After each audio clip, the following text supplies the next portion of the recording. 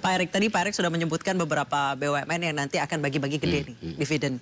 Yang masih PR itu apa saja, Pak Erik? Yang masih rugi? Ada 13 ya di catatan saya. Ada 13, tapi ini kan jumlah BUMN itu sebenarnya kan kalau dari 13 ini ada yang holding dan anak perusahaan. Nah, contoh di sini Injourney sama tentu ITDC. Injourney ini adalah holding pariwisata kita, ya. ITDC itu yang mengelola kawasan-kawasan tentu pariwisata. Nah, kenapa ini masih belum sehat? Karena kemarin kan kita baru kena COVID. Yes. Ya, ketika COVID terjadi, airport nggak boleh tutup. Artinya apa? Ada ongkos-ongkos yang harus tetap terjadi. Nah, sekarang ini sudah mulai recovery. Nah, satu grup ini masih rugi. Tapi saya yakin tahun ini, makanya tadi saya bilang pendapatannya naik secara konsolidasi. Tahun ini saya yakin sehat, siapa tahu bisa memberikan dividen lagi. Nah, tapi ini situasi yang belum ini. Lalu Hutama Karya, karya-karya. Ya, ini isu-isu kan selalu, ini karya-karya terbebani. Benar, karya-karya itu punya hutang cukup besar. Tetapi kalau hutang korupsi, kita sikat. Tapi kalau itu merupakan hutang yang dipakai proyek, ya, untuk pembangunan infrastruktur segala, silakan.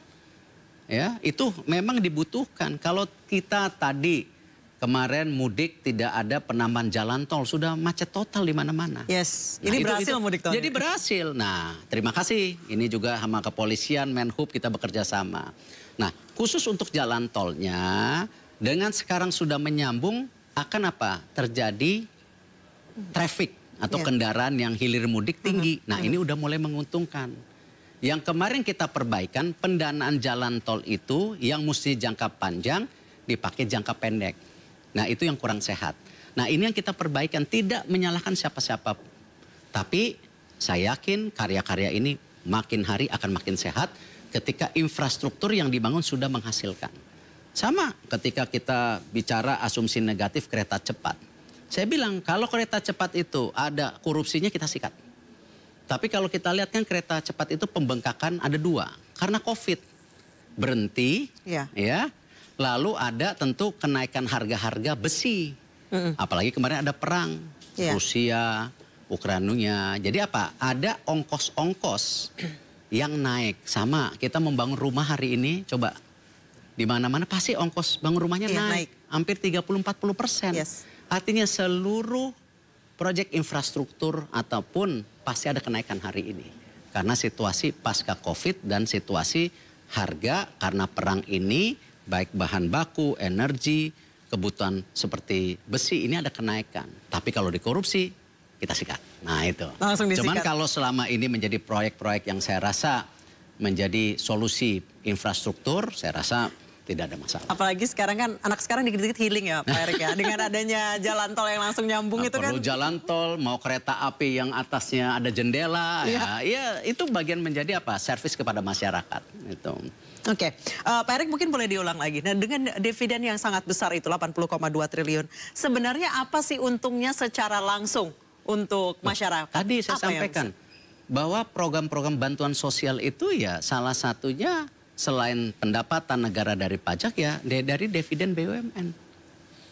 Itu bansos dirasakan langsung loh. Iya. Dan bansos itu memakai infrastruktur siapa? BUMN, PT POS. Ya, ini kadang-kadang lupa bansosnya dari mana gitu.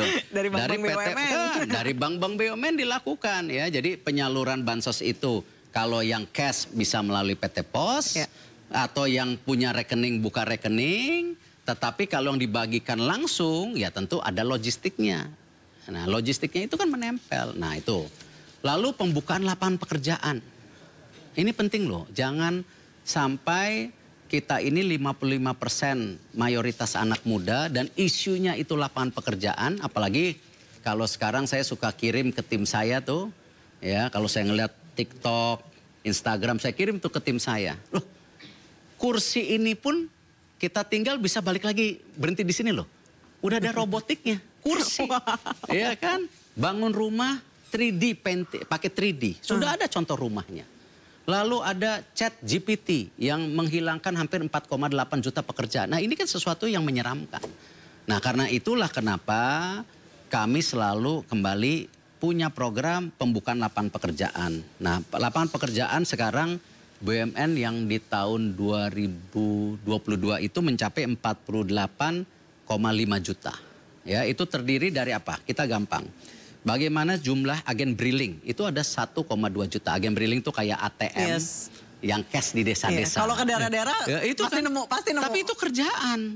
Itu jangan salah loh. Kalau dia ada kategorinya saya lupa, kalau nggak salah saudagar. Saudagar itu sebulan bersih pendapatan 20 juta. Wow. Lebih tinggi dari gaji menteri yang 19 juta. Nah, hal-hal itu terjadi di bawah. Lalu contoh, program daripada ya pekerja SPBU Pertamina. Itu total pekerjanya ada 106.000. Ya, belum lagi kalau kita bicara PNM Mekar, ibu-ibu di desa-desa yang mendapatkan ya pinjaman berjangka, di mana ibu-ibu ini pinjam yang 1 sampai itu jumlahnya sudah hampir 13,6 juta. Belum lagi penyaluran KUR, itu 33 juta. Nah, ini angka-angka yang signifikan bahwa apa? BUMN-nya sehat, lapangan pekerjaan juga terjamin. Terbukti dari tahun 2023 ini belum tutup buku ya, penambahan pekerjaan itu akan sampai 973.000. Jadi kalau tahun kemarin 48,5 juta, 48,5 juta. Tahun ini guarantee, ya, ini tambah 1 juta kira-kira. Bisa lebih. Nah, ini yang kita lihat apa? Fakta. Bahwa keberadaan BUMN ini juga bagian pembukaan lapangan pekerjaan yang nyata. Dan lapangan pekerjaan ini yang selalu saya tekankan ya kepada tim saya, ini bukan project base. Contoh, pembangunan smelter Freeport di Surabaya. Memerlukan 70.000 pekerjaan. Tapi kan setelah 3 tahun udah nggak kerja. Kan smelternya udah jadi. Waktu membangunnya banyak. Nah, saya nggak hitung di sini. Yang saya hitung ini berarti yang saya hitung ini yang berkelanjutan. Nah, ini jangan sampai juga kita bicara ya pembukaan lapangan pekerjaan itu hanya pencitraan, ya ini nambah, tetapi kalau kita cek di lapangan itu karena proyek base. Ya, saya tidak hitung di sini pembangunan jalan tol. Ya kalau jalan tolnya sudah selesai, kan selesai kerjaannya. Nah, saya justru ingin membangun pola pikir di BUMN, pembangunan lapangan pekerjaan itu yang sustain, yang berkelanjutan. Bukan karena proyek.